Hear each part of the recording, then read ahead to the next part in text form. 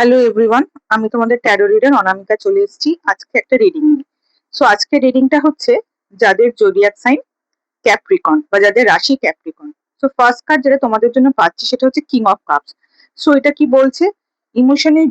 Emotionally June কি চাইছে তোমাদের কাছ থেকে, যে তোমরা ওপেন আপ করো, তোমাদের মনে যে প্রবলেমটা আছে, যে সমস্যাটা তোমরা ফেস করছো, সেটা তোমরা ওপেন আপ করো এবং নিজের কিন্তু মেজাজ হারিও না। কন্ট্রোল মানে without losing your control. Capricorn may appear calm on the outside, but deep emotions are resurfacing beneath the surface. So মনের মধ্যে কিছু একটা প্রবলেম হচ্ছে, সেটা চলছে, তোমরা বলতে পারছো না, কিন্তু এই মাসটা তোমাদের বলতে হবে এবং মাথা ঠান্ডা রেখে বলতে হবে। নেক্সট যেটা আসছে সেটা হচ্ছে, নেক্সট কার্ডটা পাচ্ছি সেটা হচ্ছে 10 of Wands। সো এটা দেখাচ্ছে যে তোমরা হয়তো এই মাসে খুব ইউ আর বক ডাউন বাই রেসপন্সিবিলিটি। এত কাজের চাপ থাকবে, ওয়ার্ক প্রেশার, ফ্যামিলি বার্ডেন সবকিছু তোমাদের উপরে থাকবে এবং ইমোশনালিও তোমরা স্ট্রেসড আউট ফিল করবে।